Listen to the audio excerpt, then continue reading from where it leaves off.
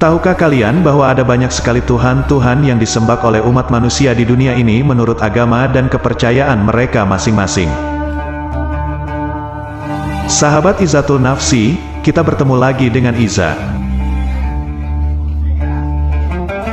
Berbicara tentang Tuhan, tak lepas dari bahwa pemahaman tentang Tuhan adalah sebagai zat maha kuasa dan asas dari suatu kepercayaan. Tidak ada kesepakatan bersama mengenai konsep ketuhanan, sehingga ada berbagai konsep ketuhanan meliputi teisme, deisme, panteisme, dan lain-lain. Dalam pandangan teisme, Tuhan merupakan pencipta sekaligus pengatur segala kejadian di alam semesta. Menurut data dari situs World Population Review, menyebutkan bahwa jumlah agama di dunia hingga saat ini mencapai lebih dari 4.000 agama dan kepercayaan. Selain itu, tidak sedikit umat manusia yang memilih menjadi ateis atau tidak beragama. Masing-masing kelompok agama juga meyakini bahwa Tuhan yang mereka sembah adalah Tuhan yang paling benar.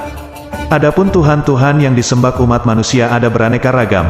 Ada agama yang menyembah manusia, menyembah patung berhala, menyembah arwah nenek moyang, menyembah hewan, menyembah matahari, menyembah bintang, menyembah bulan, menyembah api, menyembah pohon, menyembah kuburan, menyembah setan dan makhluk gaib, dan masih banyak lagi.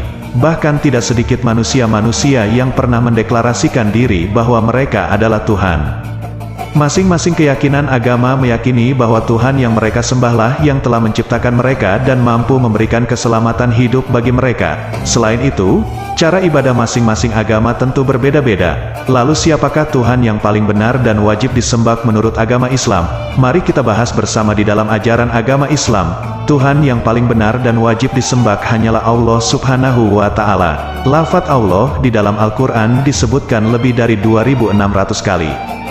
Di luar penyebutan tentang substansinya seperti Arab atau Aroman, di dalam Islam wujud Allah tidak bisa disamakan dengan wujud manusia atau makhluk-makhluk ciptaan lainnya.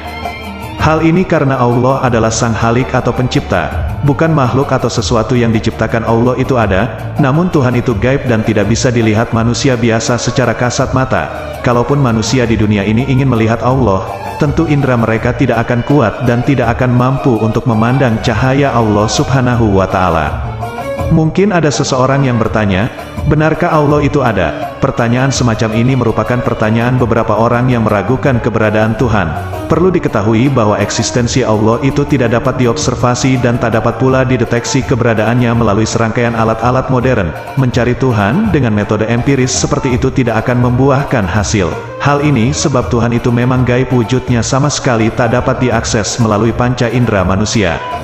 Karena itulah untuk membuktikan keberadaan Tuhan, bukan dengan melakukan serangkaian tes yang bersifat indrawi, tetapi dengan penarikan kesimpulan yang bersifat rasional. Coba kalian fahami, bila kita melihat jagat raya ini, kita lihat semuanya punya garis merah yang sama, yaitu semua serba berubah. Tak ada yang tak berubah di jagat raya ini. Bahkan hal yang kita sangka tak pernah berubah pun ternyata berubah seiring waktu. Semua hal mengalami masa sebelum, sedang dan setelah semua berubah dari satu kondisi ke kondisi lainnya. Bila demikian, maka dengan pasti kita tahu bahwa segala yang ada di jagat raya ini punya permulaan.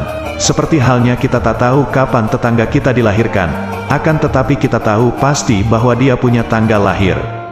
Kita juga tak tahu dengan pasti kapan planet ini dan segala isinya diciptakan, tapi kita tahu dengan pasti bahwa ia ada awal mulanya.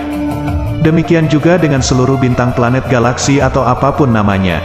Bagaimanapun bentuknya, kita tahu dengan pasti bahwa semuanya berawal dari sebuah titik yang mengubahnya dari kondisi tidak ada menjadi ada. Selain itu kita lihat bahwa segala yang ada di dunia ini juga punya sifat dan karakter khusus. Benda besar di jagat raya mempunyai gaya tarik yang kita sebut gravitasi. Api mempunyai karakter membakar, es mempunyai karakter dingin, batu mempunyai karakter keras dengan bentuk tertentu. Gelombang punya karakter merambat dan menembus, air punya karakter cair, dan begitu juga pohon, udara dan segala makhluk hidup punya karakternya masing-masing. Segala karakter ini pun saling melengkapi dan membentuk sistem kehidupan yang saling menopang satu sama lain.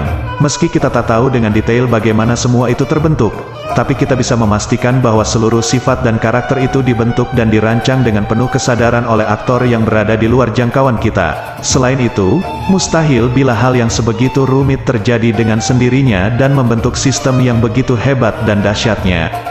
Ketika melihat keberadaan dinding dari batu bata di tengah hutan, kita bisa menyimpulkan dengan pasti bahwa dinding itu dirancang dan dibuat oleh suatu makhluk berkesadaran, bukan oleh angin, air, panas, mentari, pohon-pohon, atau gempa bumi. Padahal susunan dinding batu bata itu sangat sederhana, tetapi akal kita menolak ketika ada yang mengatakan bahwa dinding itu tercipta dengan sendirinya.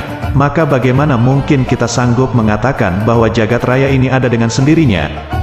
Bila demikian, maka sampailah kita pada pertanyaan paling penting, yaitu siapakah aktor yang membuat semuanya ada dari tiada? Siapakah yang merancang dan membentuk seluruh karakter yang kita lihat di setiap hal di jagat raya ini?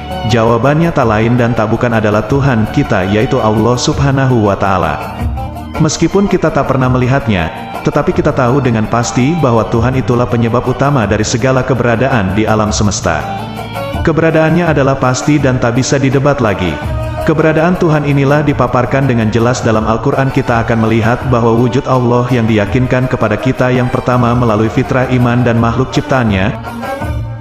Sesungguhnya dalam penciptaan langit dan bumi, silih berganti malam dan siang, bahtera yang berlayar di laut membawa apa yang Allah turunkan dari langit berupa air. Lalu dengan air itu dia hidupkan bumi sesudah mati, keringnya, dan dia sebarkan di bumi itu segala jenis hewan, dan pengisaran angin dan awan yang dikendalikan antara langit dan bumi. Sesungguhnya itu adalah tanda-tanda keesaan dan kebesaran Allah, bagi kaum yang memikirkan. Al-Quran Surat Al-Baqarah, ayat 164. Keberadaan Tuhan ini juga disebut para ulama sebagai wajibul wujud, keberadaan yang pasti, harus dan tak bisa disangkal. Adapun keberadaan selain Tuhan sifatnya hanya mungkin wujud, yakni sesuatu yang keberadaannya relatif, dalam arti bisa saja ada dan boleh juga tidak ada. Tak ada alasan yang memastikan bahwa kita ini harus ada, planet ini harus ada, dan segala hal di semesta harus ada. Tetapi Tuhan harus ada sebab keberadaannya merupakan keniscayaan dari seluruh keberadaan hal lain yang sudah ada ini. Inilah yang membedakan antara keberadaan Tuhan dan keberadaan selain Tuhan. Meskipun semua sama-sama ada, tetapi pada hakikat keberadaan keduanya jauh berbeda. Semoga kita selalu beriman kepada Allah Subhanahu wa Ta'ala. Amin. Wallahu alam. Semoga bermanfaat. Amin.